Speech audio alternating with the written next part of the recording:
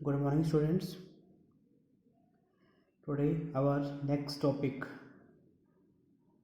will be of unit number 3 from the book Semiconductor Physics, that is feedback concept. Feedback concept. So first of all, ये topic book में काफ़ी अच्छा दिया हुआ है. जहाँ जहाँ दिक्कत आएगी उसको मैं राइटिंग में समझाऊंगा आपको. देख लेते हैं. First of all, what do you mean by feedback? Feedback simply means transferring a portion of output energy of some device back to its input. Means जैसे कि हमने स्टडी किया था इन केस ऑफ एम्पलीफायर, जब अगर आप किसी amplifier के इनपुट में वीक सिग्नल को प्रोवाइड करते हैं, अप्लाई करते हैं, तो वो एम्पलीफायर उस सिग्नल के एम्पलीट्यूड को इंक्रीज कर देता है. ठीक है. And we get a amplified output voltage या फिर एम्पलीफाइड आउटपुट एनर्जी. अब अगर हम उस आउटपुट एनर्जी के किसी पोर्शन को 1/10, 1/8, 1/2 कुछ भी पोर्शन को अगर हम वापस फीडबैक कर रहे हैं इनपुट के अंदर, जिससे हमारा जो इनपुट है वो मॉडिफाइड हो जाएगा, मॉडिफाइड. तो इस तरह के सर्किट को हम बोलते हैं फीडबैक सर्किट. ओके. नाउ इसका एडवांटेज ये रहेगा, अगर आप आउटपुट वोल्टेज के एक पोर्शन को इनपुट में अप्लाई कर रहे हैं, तो मीन्स क्या, आपका जो इनपुट है वो डिपेंड करेगा आउटपुट के ऊपर, और आउटपुट का कितना फ्रैक्शन आप फीडबैक में अप्लाई कर रहे हो वो आपके हाथ में कंट्रोल्ड है. आप चाहे तो 1/10, 1 सेकेंड, 1/4 कितना भी फ्रैक्शन आप वापस फीडबैक कर सकते हो. तो यानी कि जो आपका इनपुट सिग्नल है वो बिल्कुल सही मायने में आपके कंट्रोल में आ जाएगा. मतलब you can very finally control the input and then overall output of the amplifier circuit. ठीक है. तो इसका ये एडवांटेज है जो लिखा हुआ, that very fine control of any process become possible. ठीक है.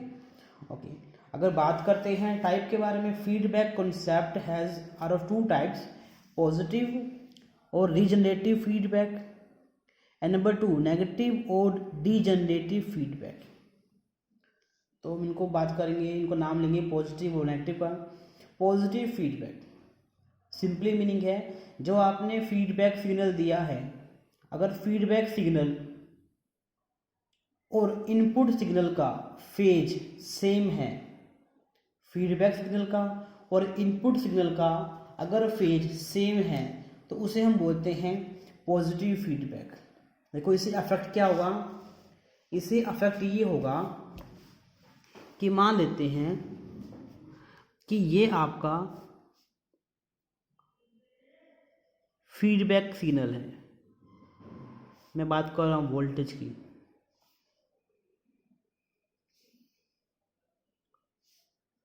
की. और ये हमारा है इनपुट सिग्नल,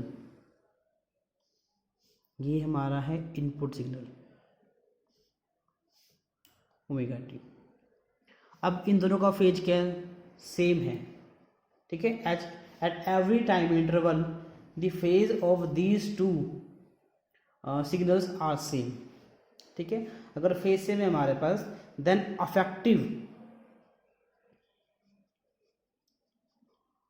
अफेक्टिव इनपुट, जिसको हम नाम देते हैं VI का, वो क्या हो जाएगी, VS प्लस में VF. ठीक है. तो ये हमारे पास केस कौन सा है, पॉजिटिव फीडबैक का है. पॉजिटिव फीडबैक, जब जो हमारा फीडबैक सिग्नल है और इनपुट सिग्नल है दोनों सेम फेज में होते हैं, उसे हम बोलते हैं पॉजिटिव फीडबैक. ठीक है, तो ऑब्वियस ही बात है, अगर आप देखें तो उसके अंदर मान लेते हैं हमारे पास ए तो क्या वोल्टेज गेन है जब हमने फीडबैक अप्लाई नहीं किया था, विदाउट फीडबैक। ठीक है, तो वोल्टेज गेन क्या होता है, आउटपुट वोल्टेज बाय में इनपुट वोल्टेज कितनी थी हमारे पास स्टार्टिंग में, ये थी Vs थी हमारे पास, और मान लेते हैं फीडबैक अप्लाई करने के बाद जो हमारा गेन आया वो आया AF, इसे बोलेंगे with feedback. Now the output voltage becomes V0 by में input signal become what, Vs था। ठीक है, अब क्या हो गया, अब हो गया Vi आपका, यानी कि Vs प्लस में Vf, तो ये वैल्यू अलग है और ये वैल्यू अलग है, यानी कि AF is not equal to A, यानी कि फीडबैक सर्किट को अप्लाई करने पर जो एम्पलीफायर सर्किट का जो गेन था उसकी वैल्यू में चेंज आ गया। ठीक है, सो अच्छा, इसमें एक बात देखिए आप, the application of positive feedback leads to instability in the gain of the amplifier. भी अगर आप सर्किट के अंदर पॉजिटिव फीडबैक अप्लाई कर रहे हैं तो जो एम्पलीफायर का गेन है उसके अंदर इनस्टेबिलिटी की वैल्यू बढ़ जाती है। अब गेन की स्टेबिलिटी और इनस्टेबिलिटी क्या होती है, देखो मान लिया आपने जो सर्किट है आपका एम्पलीफायर सर्किट है उसके अंदर टेम्परेचर बढ़ गया, उसके कारण क्या होगा, उसके कारण उसके जो गेन के अंदर चेंज आएगा, या फिर आपका एम्पलीफायर ख़राब हो गया, आपने उसकी बजाय दूसरा पीस यूज़ किया तो उसके लिए गेन की वैल्यू अलग है और पुराने के लिए गेन की वैल्यू अलग थी। ठीक है, तो कुछ ऐसे फैक्टर्स होते हैं जिनके कारण क्या होता है गेन की वैल्यू में चेंज आता है, उसे बोलते हैं गेन इनस्टेबिलिटी। तो कहते हैं अगर आप पॉजिटिव फीडबैक अप्लाई करते हो तो जो आपकी गेन इनस्टेबिलिटी है, गेन इनस्टेबिलिटी वो और भी इंक्रीज कर जाएगी, यानी कि गेन की जो स्टेबिलिटी है वो आपकी डिक्रीज कर जाएगी, और ये एक नेगेटिव इम्पैक्ट है। ठीक है, so this type of feedback is not generally used in amplifier, तो इसको हम जनरली यूज नहीं करते, इनको हम बेसिकली ऑसिलेटर्स के अंदर या फिर रेडियो रिसीवर्स के अंदर यूज करते हैं। ऑसिलेटर मोटे तौर पर ऑसिलेटर वो डिवाइस होती है जिसका आउटपुट अपने इनपुट पे डिपेंड नहीं करता, आउटपुट इनपुट पे डिपेंड नहीं करता। अब यही देख लीजिए, अगर मान लीजिए अगर आप आउटपुट के किसी पोर्शन को वापस फीडबैक कर रहे हो इनपुट के अंदर और सेम फेज के अंदर, तो क्या हो गया, हमने आपका जो इनपुट अफेक्टिव इनपुट है वो आपका इंक्रीज कर गया। अगर आपका अफेक्टिव इनपुट इंक्रीज करेगा तो आपका जो अफेक्टिव आउटपुट बनेगा बाद में वो भी इंक्रीज करेगा। ठीक है, यानी कि अगर ये प्रोसेस चलता रहे एक टाइम के बाद अगर आप इनपुट को जीरो भी कर दो तो भी जो पहले का आउटपुट बन चुका है उसमें से कुछ फीडबैक वोल्टेज आ रही है, जो इनपुट बन रही है वो फिर एम्पलीफाई हो रही है, फर्दर फिर से क्या हो रहा है, उस एम्पलीफाइड आउटपुट का एक पोर्शन बन रहा है आपका इनपुट बाय फीडबैक। ठीक है, तो हम क्या देख रहे हैं, अगर आप इनपुट ना भी अप्लाई करो तो आउटपुट जो पहले से आउटपुट बन चुकी है, जो पहले से आउटपुट बनी थी वो तो बनी थी with input signal, but after some time output बनने के बाद उसी का पोर्शन क्या हो रहा है, लगातार इनपुट बन रहा है और उसको एम्पलीफाई कर रहा है, तो उसे बोलते हैं oscillator.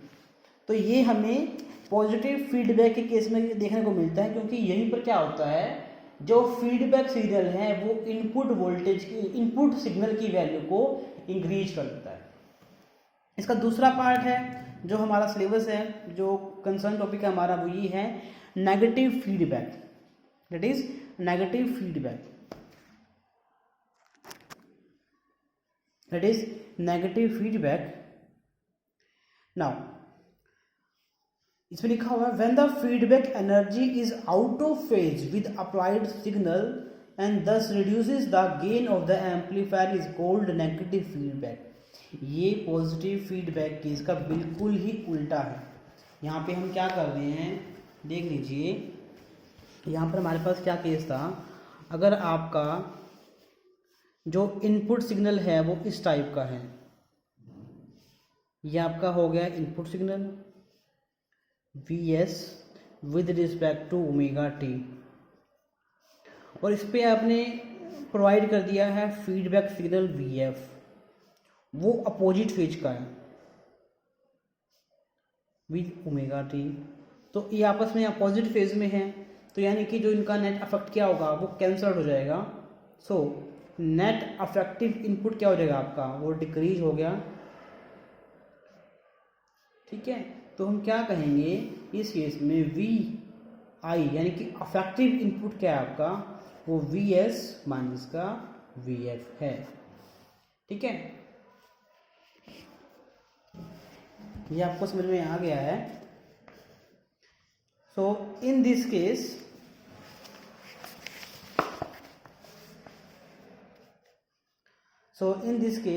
effect of the feedback is to decrease the affective input signal। दिख ही रहा है जो उसका अफेक्ट क्या रहेगा, वो अफेक्टिव इनपुट सिग्नल को डिक्रीज कर देगा।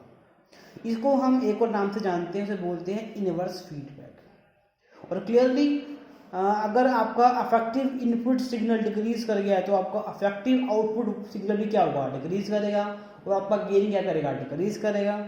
इसलिए ओवरऑल क्या कर रहा है, ये एम्पलीफायर के गेन को रिड्यूस करता है।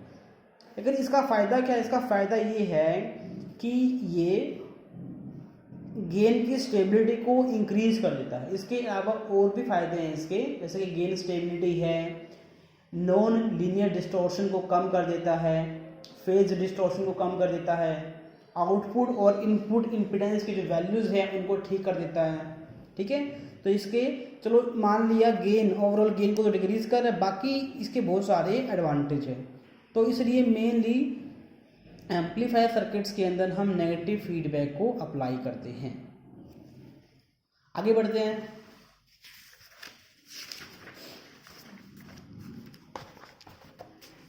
That is general theory of feedback. General theory of feedback. Now ये आपको डायग्राम दिखा रखा है और ये इस डायग्राम की एक्सप्लेनेशन है। You can see here that first of all we are having a input signal Vs, then we are having a amplified circuit जो पीछे हम पढ़ चुके हैं, for example RC coupled amplifier या फिर voltage divider bias arrangement of common emitter amplifier. ठीक है, which one you can use, anyone you can use। then we are getting, ये एम्पलीफायर क्या कर रहा है, इस इनपुट सिग्नल को एम्पलीफाई कर रहा है किसके अंदर, V आउटपुट के अंदर। फिर हमने क्या किया, V आउटपुट का एक स्मॉल पोर्शन हमने फीडबैक कर दिया। ठीक है, मान लिया 1/10 पार्ट कर दिया, तो बीटा क्या हो जाएगा, beta equal to 1/10। Then the effective then the feedback voltage, मतलब कितनी वोल्टेज वापस जा रही है, उसको हमने नाम दिया Vf का।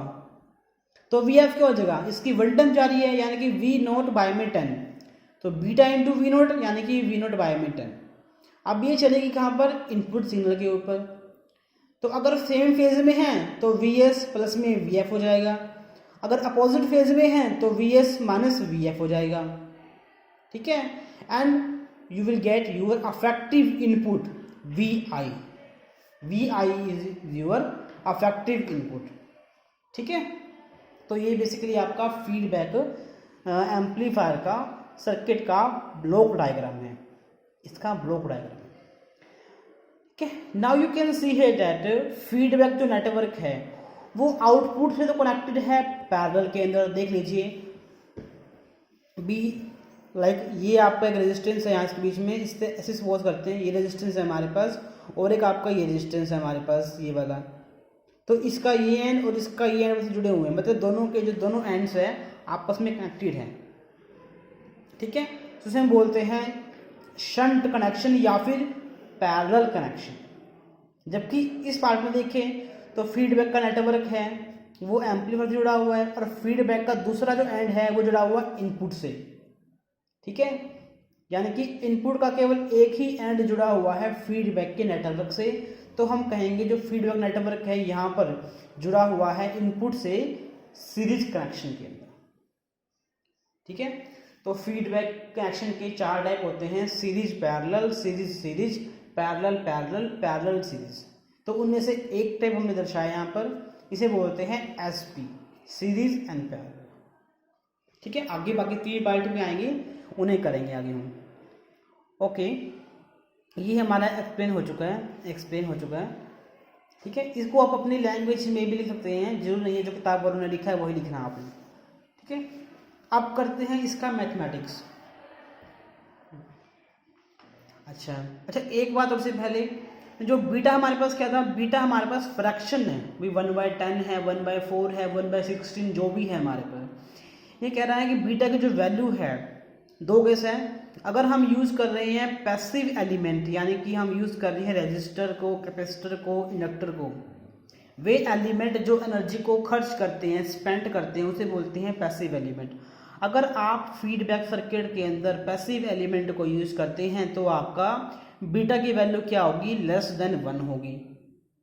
नंबर 2 पार्ट, अगर आप फीडबैक नेटवर्क के अंदर अगर आप एक्टिव एलिमेंट जैसे कि ट्रांजिस्टर हो गया, डायोड हो गया, ऑसिलेटर हो गया, इनको यूज़ करते हो तो बीटा की वैल्यू क्या हो जाएगी, ग्रेटर देन 1 हो जाएगी। एक्टिव एलिमेंट वो एलिमेंट होते हैं जो एनर्जी को प्रोड्यूस करते हैं, जो एनर्जी को एम्पलीफाई करते हैं।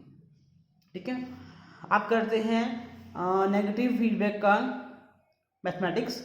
मान लेते हैं हमारे पास जो स्टार्टिंग में इनपुट दी थी हमने वो है Vs, यानी कि Vs एक ऐसी इनपुट है जो फीडबैक दिए बगैर हमारी है, और इसको हमने एम्पलीफाई किया तो हमारे पास बन गई है V0, आउटपुट सिग्नल वोल्टेज।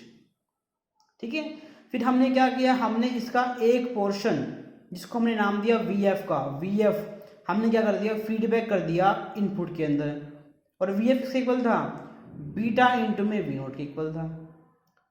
तो आपकी जो नई इनपुट क्या बनेगी, अफेक्टिव इनपुट क्या बनेगी आपकी, Vs के अंदर हमने प्लस माइनस कर दिया Vf को। प्लस कब आएगा, जब आपका पॉजिटिव फीडबैक है, नेगेटिव कब आएगा, जब आपका नेगेटिव फीडबैक है।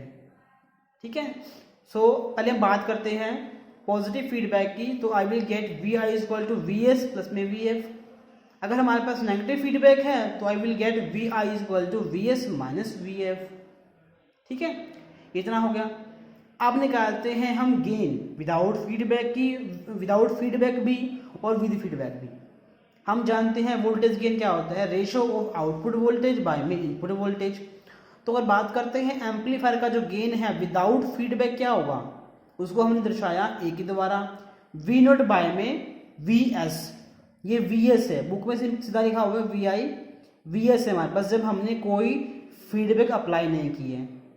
बट आप ये जानते हैं कि Vi क्या होता है, हम जानते हैं कि Vi क्या होते हैं। ठीक है, हम यहाँ बात कर रहे हैं, मैं दर्शा देता हूँ, यहाँ पे हम बात कर रहे हैं नेगेटिव फीडबैक की। हम नेगेटिव फीडबैक के लिए ये निकाल रहे हैं, तो you can see here that जो Vi की वैल्यू होती है नेगेटिव के अंदर कितनी होती है, Vi होता है आपका Vs माइनस Vf, और विदाउट फीडबैक में हमारे पास Vf क्या हो जाएगा, 0 हो जाएगा, तो Vi become equal to Vs। ठीक है, तो Vi equal to Vs minus 0, Vi equal to Vs, तो I can put here A become equal to V0 by में Vi also, A is equal to V0 by में Vi also. ठीक है, so basically I can say V0 आपका क्या आ गया, A into में Vi आ गया। इतना ठीक है।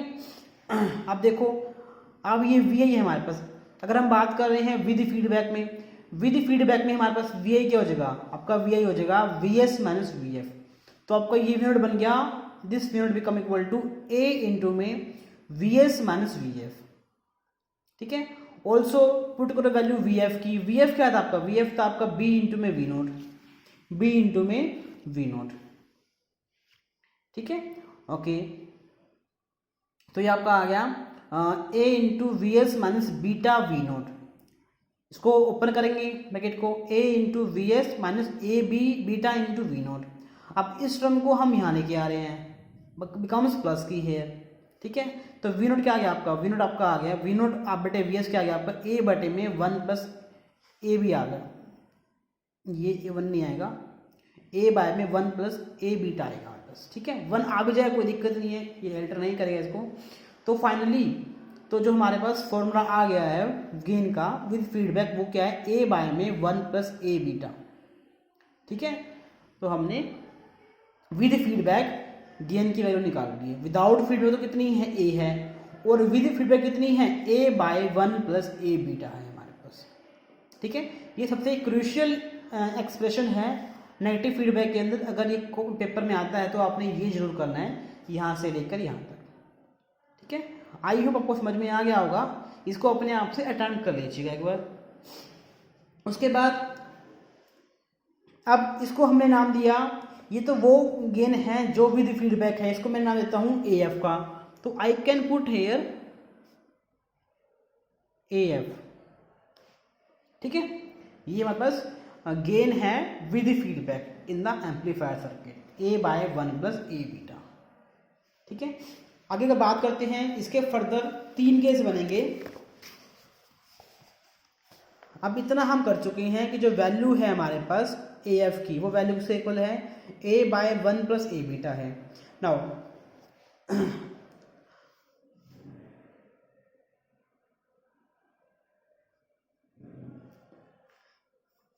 we are having 3 cases when the value of 1 plus a beta is less than 1, equal to 0 and more than 1। जब हमारे पास इसकी वैल्यू लेस देन 1 हो जाएगी, अगर ये 1 से छोटा हो गया तो यानी कि दिस वैल्यू बिकम्स मोर, ठीक है। तब हम कहेंगे जो आपका ए एफ है ज़्यादा है ए से, यानी कि when the value of magnitude of 1 plus A beta is less than 1 से कम है हमारे पास, तब हमारा जो ए एफ ज़्यादा हो जाएगा ए से, ठीक है। और उसे हम कहेंगे case with the positive feedback, इसे हम बोलते हैं पॉजिटिव फीडबैक, ठीक है। क्योंकि पॉजिटिव फीडबैक में क्या होता है, हमारे पास जो आपका गेन है वो इंक्रीज करता है। दूसरा केस, अगर इसकी जो वैल्यू है वो हमारे पास क्या है, मोर देन 1 है। अगर ये वैल्यू मोर देन 1 होगी, ये मोर देन 1 होगी हमारे पास, तो ए एफ कम हो गया ए से, यानी कि फीडबैक वाला गेन कम है और विदाउट फीडबैक वाला गेन क्या ज़्यादा है, और वो होता है in the case of negative feedback. और तीसरा हमारे पास क्या है, जब इसकी वैल्यू 0 हो जाए, अगर ये 0 हो गया, ये बन गया आपका इन्फिनिटी, यानी कि फीडबैक अप्लाई करने पर गेन आपका क्या हो गया, इन्फिनिटी हो गया। I can say very very very high, ठीक है। इस केस में आपको इनपुट की कोई रिक्वायरमेंट नहीं है, अगर आप इनपुट अप्लाई ना भी करो तो भी आपका जो सिग्नल है लगातार आता रहेगा। तो ये बन गया आपका circuit of an oscillator becoming like a sinusoidal oscillator, ठीक है। तो ये 3 पॉसिबल केस थे, more than 1, less than 1 and equal to 0 हमारे पास, ठीक है। ओके, उसके बाद अगर हम बात करते हैं, इस पॉइंट को आप छोड़ सकते हैं, दिस वन पॉइंट्स, इसको नहीं करना आपने। अब क्या बोल रहा है हमारे पास, इसकी जो एप्लीकेशन है वो हम बाद में पढ़ लेंगे, बाद में दी हुई है। वो क्या थी हमारे पास, गेन की स्टेबिलिटी है, डिस्टॉर्शन का रिडक्शन है, फेज का डिस्टॉर्शन है, बैंडविड्थ है, आउटपुट और इनपुट इम्पीडेंस के अंदर मॉडिफिकेशन है, वो सब इसकी एप्लीकेशन थी। अब दूसरी बात है, इसको हम मेज़र कैसे करें। फीडबैक को मेज़र करने की यूनिट होती है डेसिबल। डेसिबल बेसिकली कितना फीडबैक हमने किए हैं उसको मेज़र करते हैं रेशो, किसकी, गेन की रेशो। एक तो हमने वोल्टेज गेन कैलकुलेट कर लिया है विद फीडबैक, जिसे हम बोलते हैं ए एफ। एक हमने वोल्टेज गेन कैलकुलेट किया है विदाउट फीडबैक, जिसको हमने नाम दिया है ए का। तब हम ए एफ बटे ए, इसको हम नाम देते हैं फीडबैक, ठीक है। तो फीडबैक को दर्शाते हैं हम ए एफ बाई ए के द्वारा। अगर इसको हमने डेसिबल की यूनिट में लेके आना है तो हम इसको लिखेंगे 20 logarithm A F by A. Now यहाँ पर ये बन गया आपका, जो भी आपकी वैल्यू यहाँ पर आएगी उसे हम बोलेंगे एक्स डेसिबल। मान लो आपकी वैल्यू आ गई एक्स, उसे नाम देते हैं एक्स डेसिबल, डेसिबल, ठीक है। सो और इसको अगर कैलकुलेट करें, ए एफ बाई ए क्या होता है, वो आपका होता है 1 बाय में 1 प्लस ए बीटा। ऊपर निकाल चुके हैं क्योंकि हम जानते हैं कि जो की वैल्यू थी ये थी, अगर इसको आप यहाँ ले आओ तो क्या बनेगी आपको 1/1 + a बीटा। तो फीडबैक का फॉर्मूला क्या हो गया आपका, दैट इज 20 log AF/A या फिर 20 log 1/1 + a बीटा। अगर न्यूमेरिकल जो आपका आएगा पेपर में, अगर आप में उसमें आपको AF और A दे रखा है तो you will use this formula. अगर आपको सिंपल A और बीटा दे रखे हैं, AF नहीं दिया हुआ, तो आप यूज करेंगे इस फॉर्मूले को। ठीक है, तो ये आपका मेजरमेंट थी फीडबैक की। अच्छा, उसके बाद नेगेटिव फीडबैक के ऊपर मोस्टली एक क्वेश्चन आता है और क्वेश्चन बिल्कुल सेम पैटर्न का आता है। वो क्या आता है, हम जानते हैं AF = A/1 + a बीटा। ये यहाँ पर आपके 3 वेरिएबल हैं। पेपर में क्या होगा, आपको 2 वेरिएबल की वैल्यू दी होगी और तीसरे की निकालनी होगी। जैसे कि यहाँ पर क्या किया हुआ है, क्या रखा है, विदाउट फीडबैक जो वोल्टेज गेन है वो 1000 है, यानी कि A दे रखा है आपको 1000। ठीक है, और फीडबैक का जो फ्रैक्शन है बीटा वो आपको दिया हुआ है 0.02, फीडबैक बीटा दे रखा है। आपको क्या निकालना है, calculate the voltage gain of the amplifier if negative feedback is introduced. तो आपको AF निकालना है, पुट करो वैल्यू A और बीटा की, आपका आंसर आ जाएगा। ये ध्यान दीजिए, न्यूमेरिकल कंफर्म आएगा और इसी पैटर्न के ऊपर आएगा, इंपॉर्टेंट है ये। बस भले क्या हो जाएगी, जो वैल्यू है A की और बीटा की चेंज हो जाएगी, या फिर आपको AF और A दे रखा होगा, बीटा निकालना होगा, या फिर आपको AF और बीटा दे रखा होगा और A निकालना होगा। ठीक है, पैटर्न आपका बिल्कुल सेम रहेगा। ठीक है, आगे बढ़ते हैं।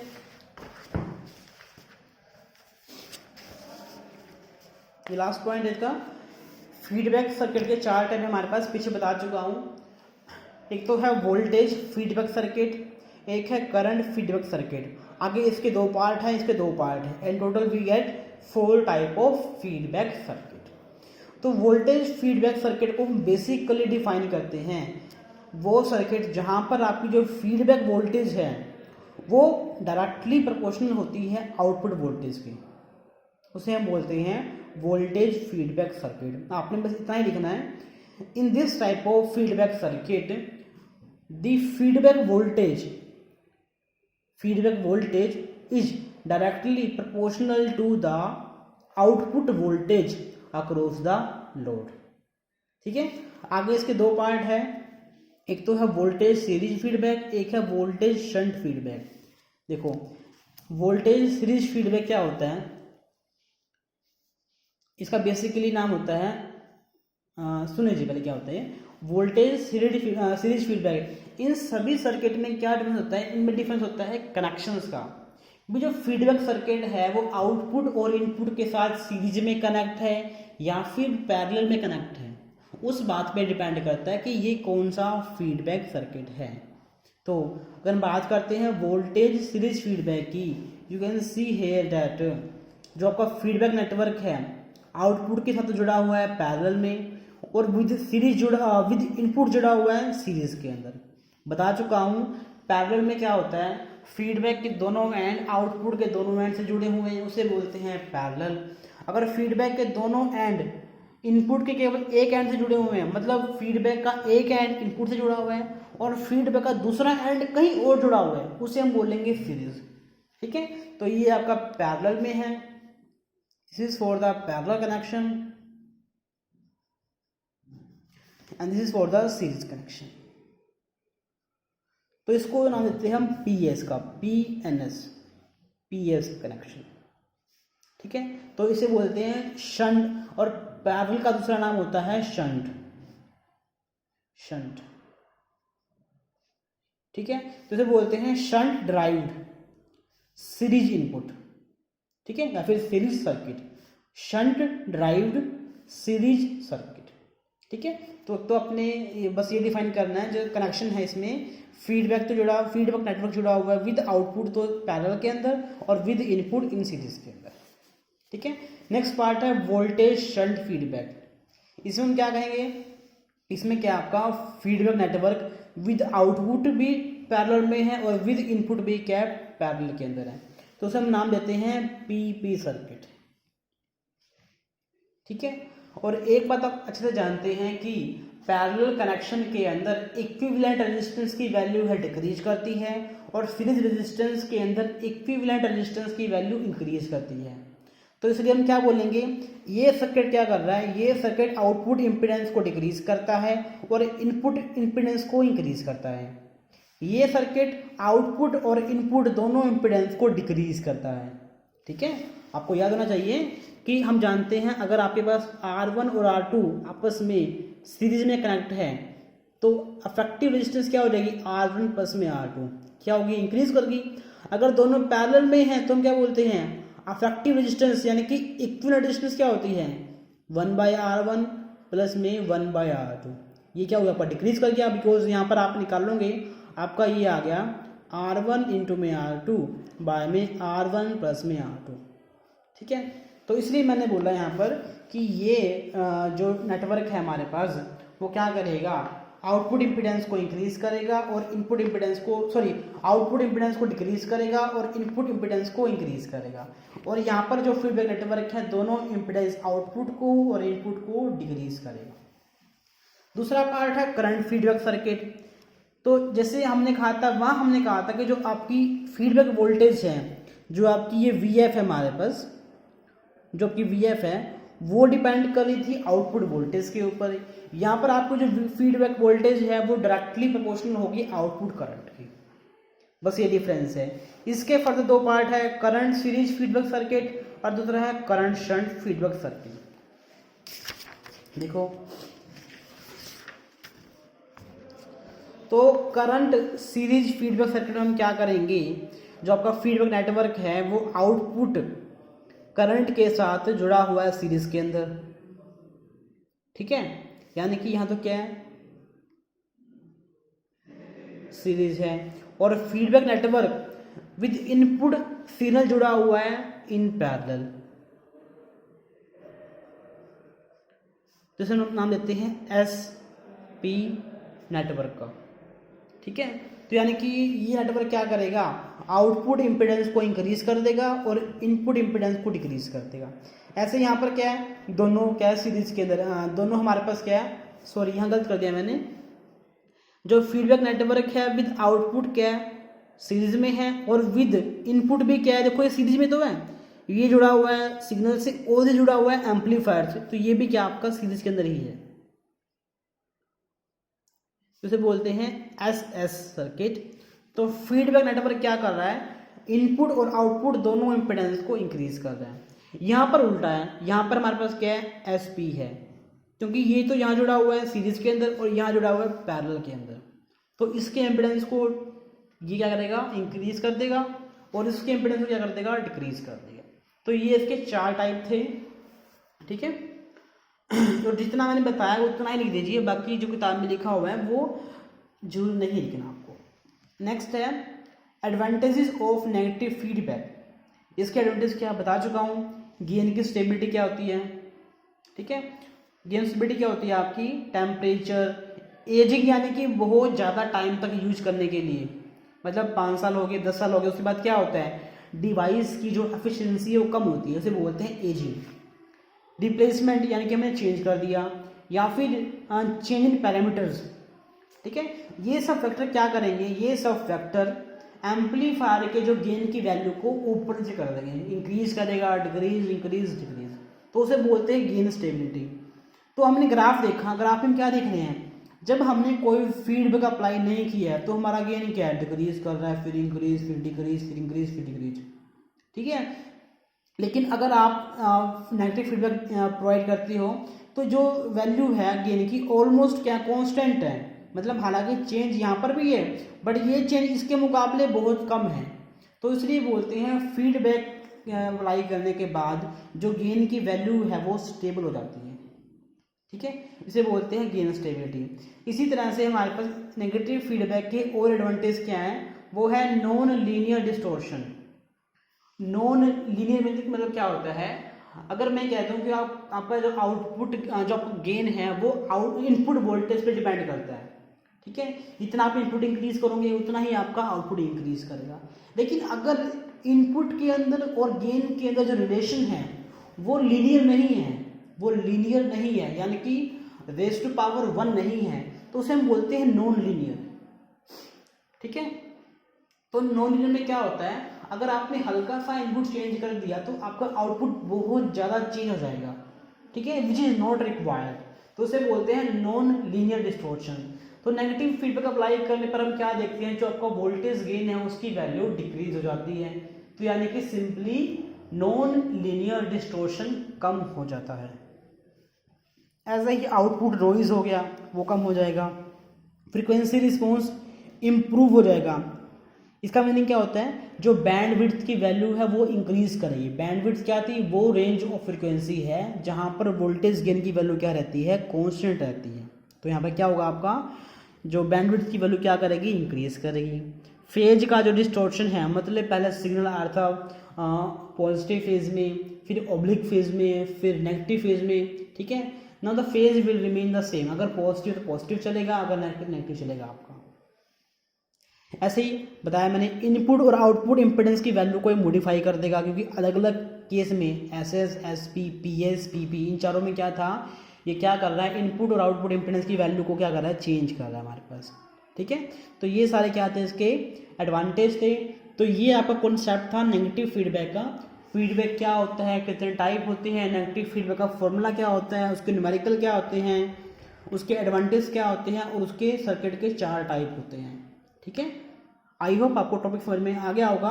अगर कोई दिक्कत रहती है तो आप मुझे व्हाट्सएप ग्रुप पे लिख दीजिए, ठीक है, या फिर आप मुझे कॉल कर सकते हैं। थैंक यू बेटा, बाय बाय।